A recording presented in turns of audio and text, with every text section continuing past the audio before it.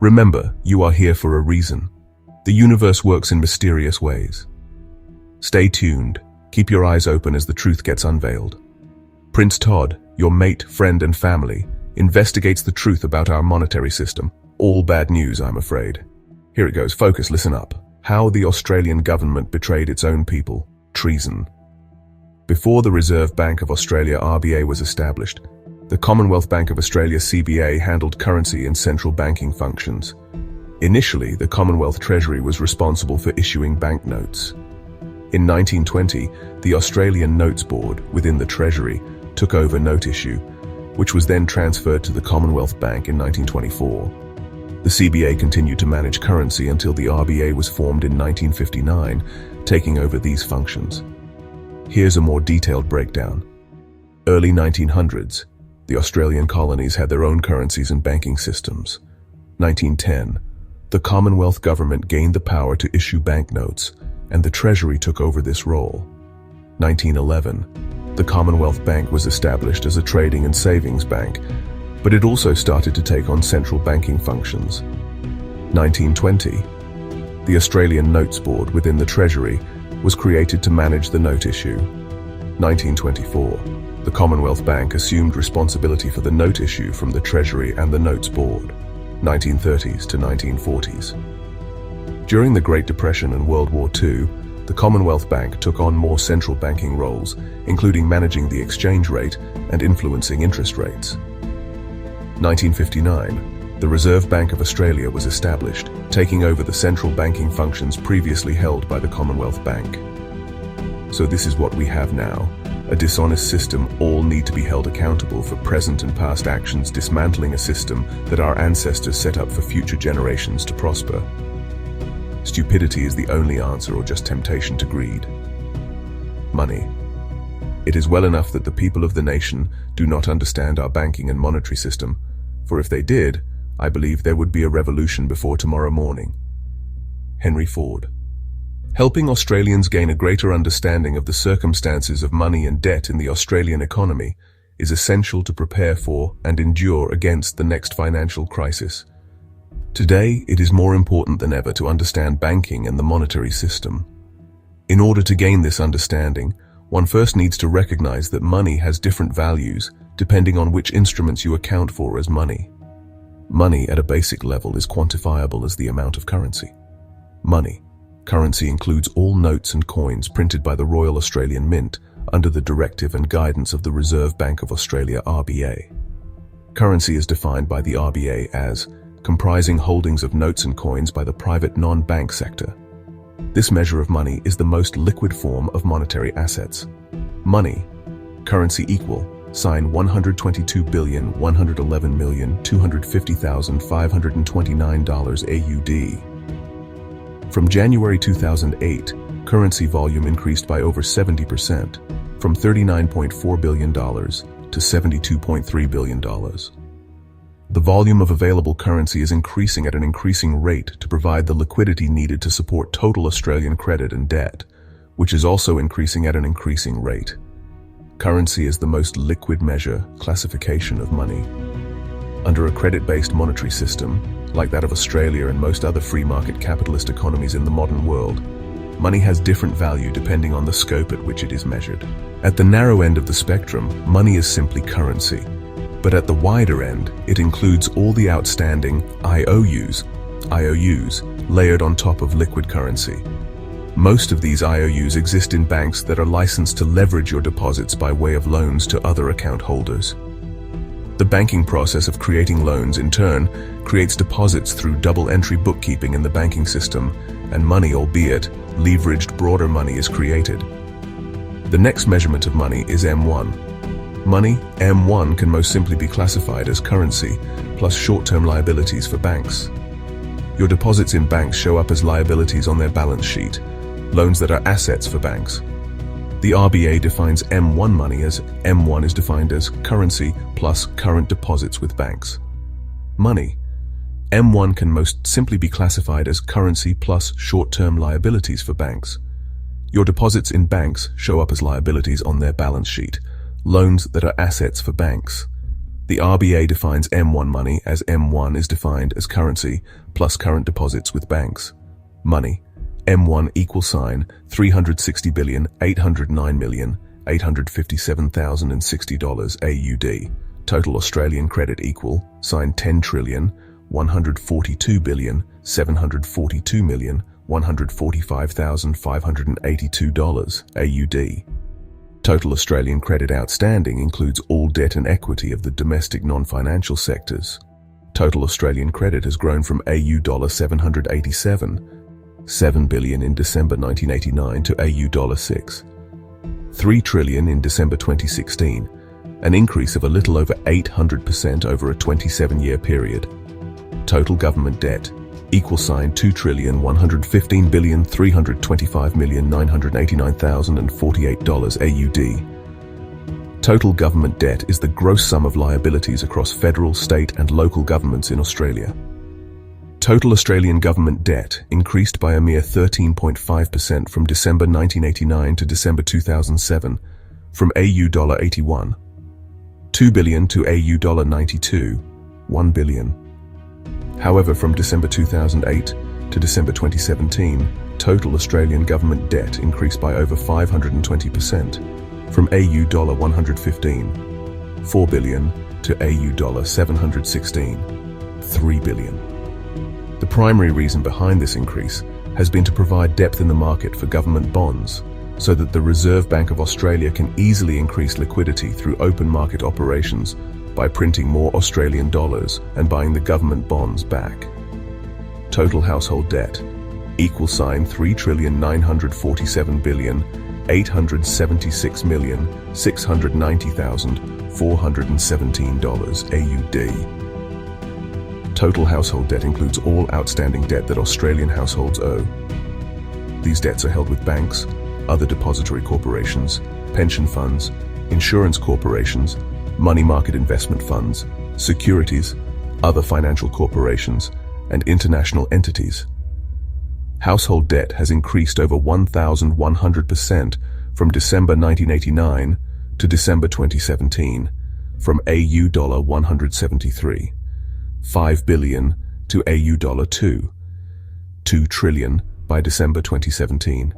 Total private credit equals $6,245,943,724,474 AUD. Total private credit includes debt and equity issued to raise capital for private Australian enterprises. This credit consists of trade paper, bills of exchange, loans and placements, shares, and other equity. Around 65% of this credit is weighted in share and other equity and is based on the indicative market valuation. Total private credit increased over 620% from December 1989 to December 2017, from $532.9 billion to $3.86 trillion. Total government debt. Total of national government debt and state and local government debt.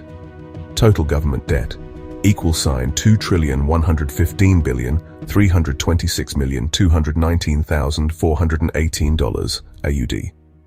Total Australian government debt increased by a mere 13.5% from December 1989 to December 2007, from $81.2 billion to $92.1 billion.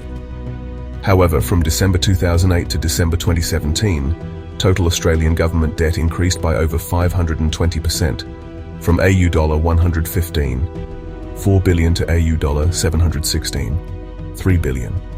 The primary reason behind this increase has been to provide depth in the market for government bonds, so that the Reserve Bank of Australia can easily increase liquidity through open market operations by printing more Australian dollars and buying government bonds back. National government debt equal $1,291,340,126,697 AUD. Total national government debt includes all Commonwealth government securities, CGS, on issue, plus any other liability obligations the Commonwealth government has. Commonwealth government debt did decrease in the September quarter of 2017, but started increasing again in the December quarter of 2017. State and local government debt equals sign $204,482,467,652 AUD. Total Australian state and local government debt was decreasing from the beginning to mid-2017, but started increasing again in Q3 and Q4 2017. The money behind this debt. The money behind and backing this debt, which ultimately supports the repayments and continuity of the system, is effectively unanchored and merely backed by confidence. The Reserve Bank of Australia, RBA, uses monetary policy to manipulate the money supply to support debt levels through the production of fiat currency, a framework known as monetarism pioneered by Milton Friedman. The RBA outlines monetary policy on their website. The Reserve Bank is responsible for Australia's monetary policy. Monetary policy involves setting the interest rate on overnight loans in the money market, the cash rate. The cash rate influences other interest rates in the economy, affecting the behavior of borrowers and lenders, economic activity, and ultimately the rate of inflation. In determining monetary policy, the bank has a duty to maintain price stability, full employment, and the economic prosperity and welfare of the Australian people. To achieve these statutory objectives, the bank has an inflation target and seeks to keep consumer price inflation in the economy to 2-3% on average over the medium term. Controlling inflation preserves the value of money and encourages strong and sustainable growth in the economy over the longer term. Reserve Bank of Australia, Monetary Policy, rba.gov.au/monetary-policy. Naturally, the common central bank strategy of monetarism has come under increasing scrutiny since the global financial crisis of 2008 and in the following years as debt levels have become more unsustainable. The solution. Bitcoin and other cryptocurrency frameworks have proposed alternatives to this fiat currency system. While the underlying blockchain of these solutions most definitely adds value to trust and accountability in the macro or microeconomic system, their fundamental problem is that the currency is still not backed by any anchor of scarcity. It is fair to say that each individual cryptocurrency has a limited supply on its own network. There is no limit to the supply of networks. A tried and tested anchor for the monetary system has always been gold. As J.P. Morgan once said, "Money is gold and nothing else." J.P. Morgan, testimony to Samuel Untermyer, Chief Counsel of the Peugeot Subcommittee of the House Committee on Banking and Currency, U.S. Congress, December 18, 1912. Historically, money was backed by gold to provide an anchor of scarcity to the money supply, but it has continued to hold value and withstand the test of time since President Nixon formally ended the gold standard in the 1970s.